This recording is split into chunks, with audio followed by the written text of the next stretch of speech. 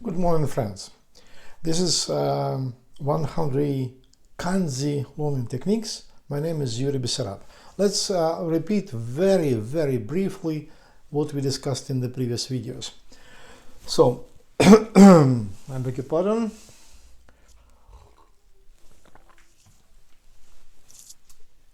In the works of Valery Kurinsky, and I showed you this book. This is the must to have. And if you speak Ukrainian, this is even better. And he was a Ukrainian philosopher, scientist, just great thinker, who developed the only in the world autodidactics, or he called it later post-psychological autodidactics. So if we want to learn something and succeed, and so it's better to have these books and to use them, read them very often and as many times as possible, because there are thousands of techniques which are important. Like in a watch, there are a lot of little details, and the watch itself works well when all those little parts are working together well. So let's start with this. Human is not an animal. This is like a constant. Animals don't learn kanji like we are doing with you. This is very briefly. The other thing, there is no such a thing as memory in a flash stick. No such a memory is a function. It's also a part of thinking. The other point, we can learn something if we love it, or let's use a synonym of it, interest, if we are interested in that. In the books of Kurinsky, you will find, only in his books, you will find how to develop this feeling of interest, how to deal with it, because this is something which follows down all the time. We just get used to things and we lose interest, and this is called like habituation. Okay, and also the other the part of the formula is repetition. For us to be able to learn something, we need to have this interest or love to it, and also repetition. In a sense that we repeat just the formula, but we do it every time differently. I will show you practical examples how to do that. We divide, in autodidactics, Kurinsky suggested to break the learning process into 5 stages. The first one is when we deal with movements, which bring us movements of the speech apparatus. First of all, this is the book in which he gives the theory, autodidactic theory and practice, and he uses 3 foreign languages. He shows how we should work in order to learn those foreign languages. I apply this to Japanese, but I speak only about this part of Japanese, which is about learning kanji.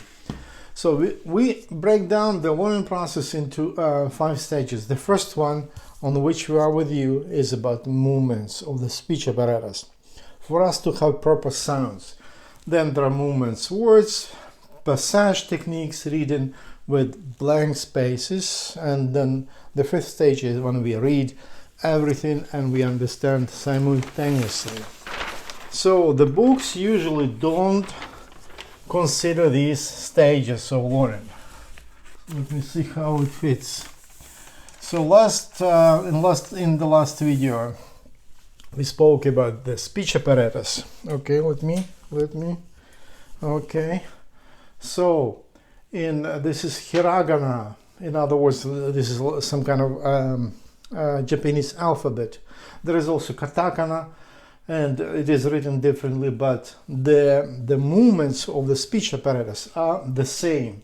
What is important for us to remember that in Japanese, the focusing point is here, where the bone meets the flesh of the nose. That's where we send all the movements. This is also quite a new concept in learning languages. Without it, our movements will be just complete mess, complete disorder. We will not be able, and that brings to disorder in our mentality, in our psyche, which feels and which forces us to quit. Then, the shape of the tongue is very important also. In English, the shape of the tongue is like this, and the focusing is here. in Japanese, the shape of the tongue like this. It is relaxed, and from this position we make all the movements, sending them vectors of the movements. We send them here at this focusing place. The decoy, for us to be able to tune to a certain language, in this case Japanese, we need to use a word or phrase for us to tune our speech apparatus to that language. I suggest we use arigato, arigato. In this, there are some sounds which are quite difficult for foreigners, for those who want to make them. And I will show to you, yes. First of all, this sound, this line of sounds, because here it's a syllabic system. And sound r, r, r, r. We do this, it's here, ra, ri, ru, ra, ro. From this position, we put the tip of the tongue like this, and we make one stroke on the hard palate. And it will be r, ra, ri, ru, ra, ro. That's what we need to know. And about this one, this is, but it's simple. It's explained. There are always problems in explanation. It has. There are several ways how to pronounce it, like usual n but with Japanese tongue it will be here, it goes here, n. Then it like n here, which is like in a word king, ring. So we need the back of the tongue, it touches here, it will be ring. Then before m it turns also into m. So this is what we need to know. Next thing, what we need now, finally we come very close to Kanji, and I will offer you a very brief introduction to Kanji science. Okay, so we need to know that Japanese, okay, there is a saying, okay, let me see if you see it well on the, yeah. There is a saying in Latin language which says errarum humanum est, which means that it's human to make mistakes. Let's change this saying a little bit, adjust it to to the purposes that we have now of learning Kanji. And Kanji, let's say, it's something that we write, yeah, and these are signs. And so we can use this saying like this: scriverum, scriberum, humanum est. In other words, it's human to write. We humans, we want to write, we love to write, and also later on we love to write as a kind of art. So this is how we come to Kanji. Very briefly, at the beginning, people in China were drawing just the sun, yeah, and it was the sign like this, you see, very exactly the sign. And they used bones, and they used some kind of instruments, probably a knife, in order to portray what they saw. Later on they thought, oh my god, it's very difficult to write this because it takes a lot of time, and I want to say and write more. So they switched to this sign, and that became the sign. And later on, with centuries, when they started to finally, when they had invented paper or discovered how to make paper, the process, they decided, okay, let's write it like this. And they had their own pronouns, which I will not mention now. We are working on Japanese. So Japanese were not far from them, from China. It was probably the 12th century, 13th century, when they saw the writing of China, of Chinese people, they were amazed. Oh my God, it's so beautiful. Let's use it to our own purpose, because at that time people in Japan didn't have the writing system. So they took the sign. I will show you just the scheme how it worked. They took this sign and they had already a word for sun or for day, because later on they use this character or this sign as a day to mention the day. So they decided to use it in Japan, and also they had their own word with just one syllable, he. Oh wow, it's so easy. You read it in Japanese way, he, and it's so wonderful. We have this character already for the day. In general, I want to say that kanji, it's an image. Complicated. This is an image of the sun. You see the process, how it happened, the evolution or etymology, as they say. But later on, there are kanji. Let me say this later. There are kanji also which are combined of several images. This is the way we will view kanji in this course. So later on, when they had this he, and they used this kanji for he, they decided, okay, we need to, those linguists, people who are very much concerned about and love and concerned about language, they decided, they asked the question, okay, how can we show, for example, time?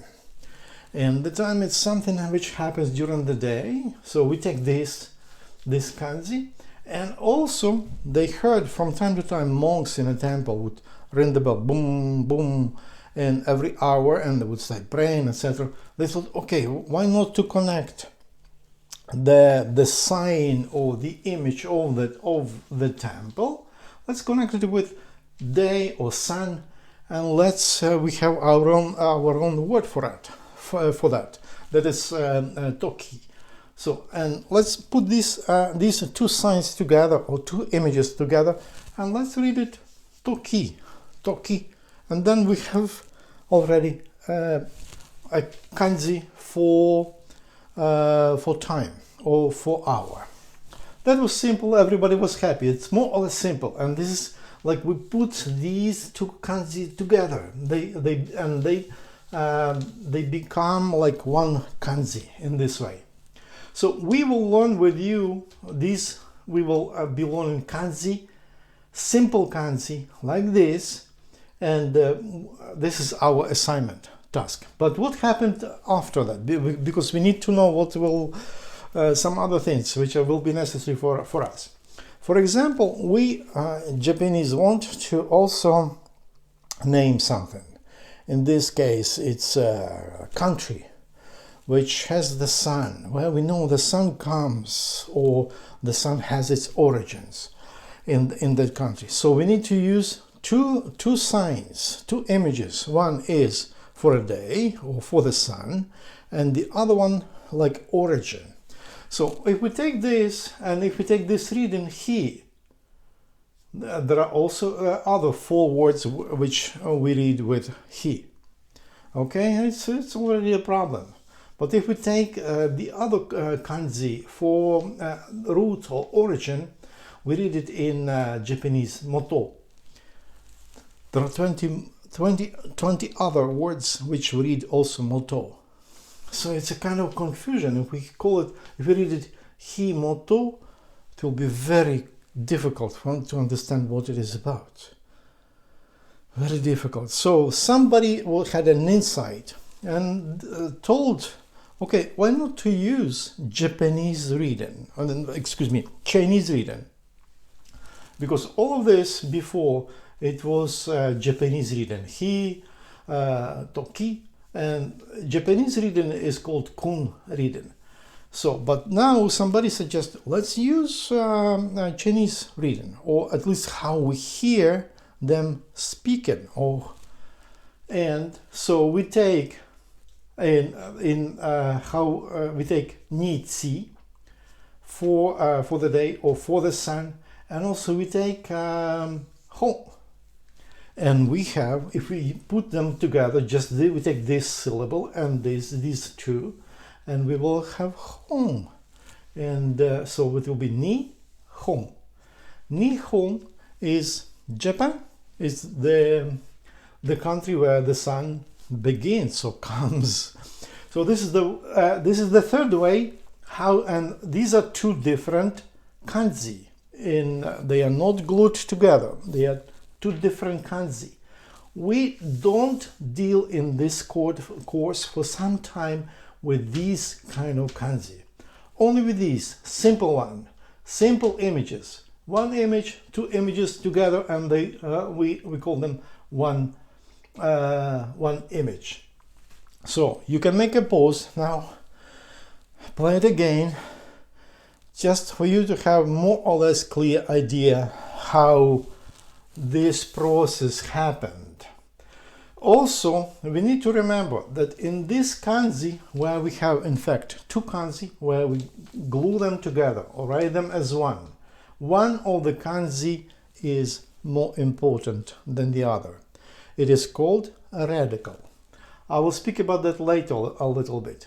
But also, okay, let's assume you made a pause. Next stage, if here it was just one syllable, here we have two, to, ki.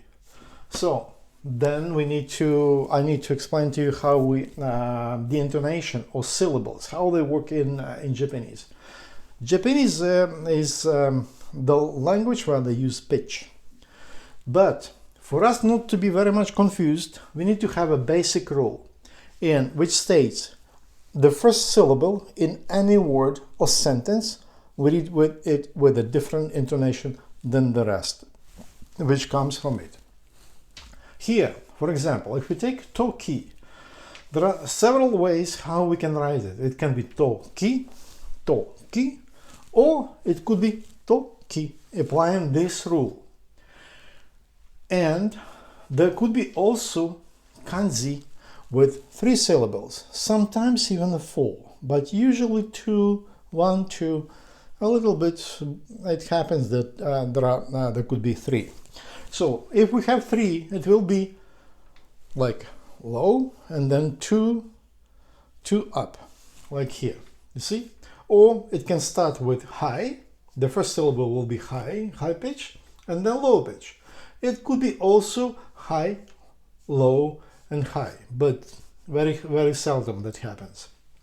Maybe in the end of the sentence, when we have a syllable like ka and a question intonation, then the pitch will go up.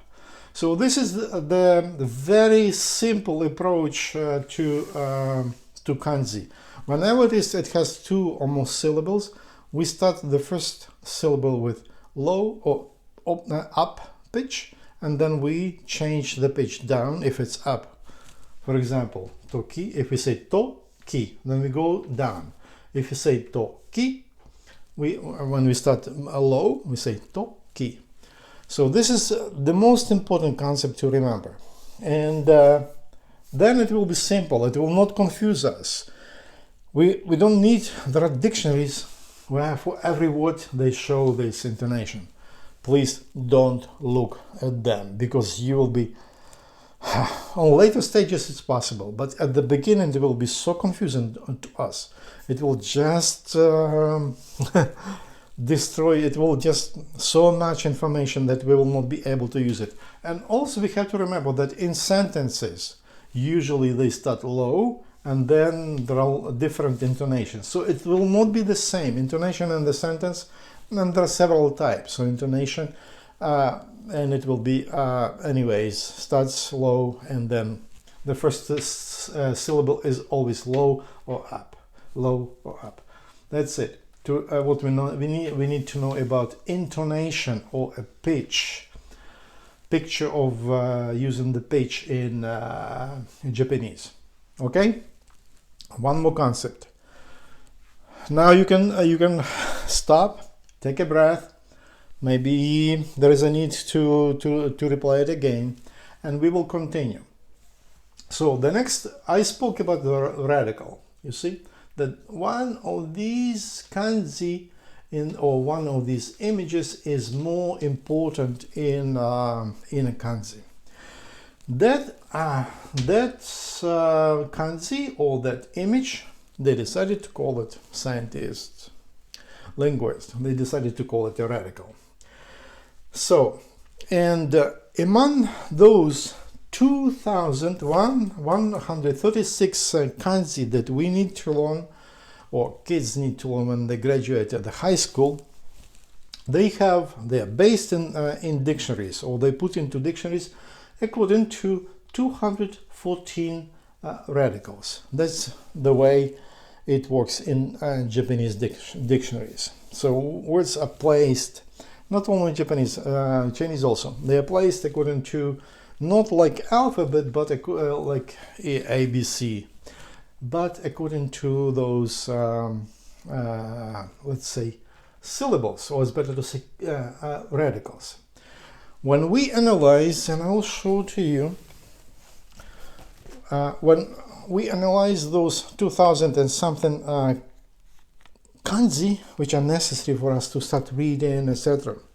I'll show you this, and I will give you a link to this. They came to conclusion that only if we know 48 of them, you see, 48 of those kanji, radicals is better to say, then we will more or less know the meaning, or at least a part of the meaning in those kanji. Excuse me. So I will give you the link, and I suggest you to learn those 48 kanji, because now our life becomes so easy. We learn 48 and we have access, or we feel that those 75% of kanji now they will become more familiar to us. And then, okay, how do we do it? Let's use the tool of cards. I told you that I will show you the cards. So, and the cards we make, this is my concept of cards, and I will have a special program about them where I will give you more information. But for now, we just write, we take a card like this, you see, I developed especially for you. Okay, we divide into 3 parts. Don't be afraid to use colors. Colors make our life more interesting. So it looks like this. So in the middle, I write the kanji itself, okay? Then here, on the right, I write kun, or Japanese pronunciation, and we use it on the top. We start with Japanese, okay? Look here. This is kun, or Japanese pronunciation of this kanji. In this column, we can give a picture, and which shows the origin of this kanji. Later on, we will do something else here. I will tell you later when I speak about cards as a different instrument, very powerful instrument. Then here in other color, we write Chinese reading or on reading of this kanji. And you know why? Because later on, when we learn all the kanji, all how we read them like Japanese, kun reading, when we know that, we know that also that in dictionaries and words are built in this third way. So we need to prepare us for that. That's why I suggest after you play with these cards, and when you know that this is the way to read it in Japanese, so, or kun reading for this kanji. Later on, please learn also these Chinese, let's say Chinese readings of this kanji. It's very relatively when I say Japanese Chinese reading, because of the speech apparatus, we hear things differently. And that's exactly what what Japanese did. They heard it different than it is really in Chinese. But anyways, it is called Chinese reading or on reading. So, and on the other side of this card, we just write day or translation, day, sun. Those are most popular translations. This is what we do for all these 48 radicals. Okay, but not all of them have their own reading, or in other words, they could be used in a kanji, only in a kanji, like combined kanji, not on their own. You will see that if you check all, let me open once again. Let me make it big. For example, in the first line you will find these 6, okay? And in a dictionary, which I will show to you, you will find kun reading and on reading. The dictionary, which is very good for us, is called Shirab jisho. And it looks like this here. You see, it looks like this. I will give you the link, or I will give you the name of it. Shirab jisho. It's for iPad and iPhone. And for those of you who don't have iPad or iPhone, there's just jisho.org. That's where you can find also the same thing, and you can you can type English word and find a character and the readings. Very good website for kanji. Maybe I will have it here. If I have, I will show it to you right away. No, but I will give the link to it. It's not a problem. So, how to learn when we have these cards? We just shuffle them and go through, but paying attention to correct pronunciation as to correct movements of the speech apparatus. Okay, that's on what we need to focus our attention, to very correct movements of the speech apparatus. That's our main focus. So you play with these cards, 48 cards, as many times as you want. I believe that in a day or two, maximum in 3, maybe 5, depending on the time you have, you will be able to learn it. And by the next program, we'll have some other techniques to consider. But those of you who go really fast with these 48, look at those 214 radicals. We have them on the internet. Just type radical kanji, and you will find lots of sources where you can find what is important for us to have kun reading or Japanese reading for them, and also on reading. But also we focus on trying to understand the image, or from what they came, these radicals. Radicals usually came from some image, and so it will be easy for us to understand what is more important in the kanji. Okay, here we have some more things to say. At the same time, we need to start working with books. Which books to buy? All. We need to buy all the books, because even the book which is very good, we get adapted to it, and that's why we lose interest, and it makes no sense to learn anything if it's not interesting. So, but the books can be different. We need books for different levels, as I showed to you. For this level, when we start just the beginning, for the beginners, this is the best book. It's kind of a glossy picture here, image, but the book itself is the best for the beginners. Later on, you can buy also this one. This is also very good for those who already passed this. And there are 5 volumes, or 5 levels of this book. You see, 2, 3, 4, etc. and order them in Japanese Amazon. It's easy. It will come, for example, to Ukraine. It comes in a week, maybe 7-8 days, and I get the book. So this is the best among all the books I have. There are lots of books in Russian, and but this is the best for the beginners to start learning Japanese. This is the best. I have also Japanese Grundkurs der modernen japanischen Sprache. Very difficult. It's impossible to start with this book. It's no, it will not work. You will just quit. So that's how do we need to approach a book as a masterpiece. What is a masterpiece? You remember Pietà sculpture of Michelangelo in Rome? So that is a masterpiece. Poems, so let's say To Be or Not to Be, Hamlet of Shakespeare, that is a masterpiece.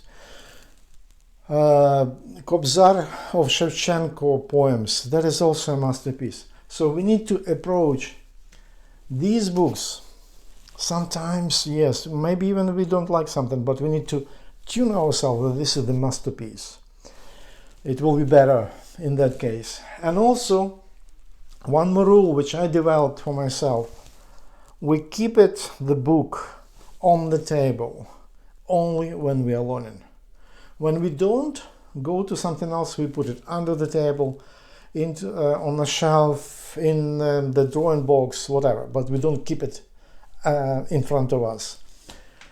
Okay, so the assignment for you before we move to the next video that I make for the next time, it will be true on these, at least these 48 radicals. Some of them are kanji, and some of them are used as separate words. Sometimes I used only within other kanji, like this one. So this is it.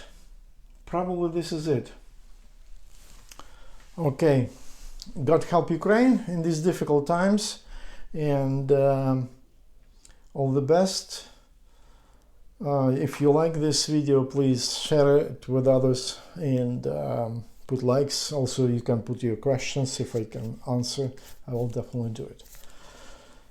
Bye bye.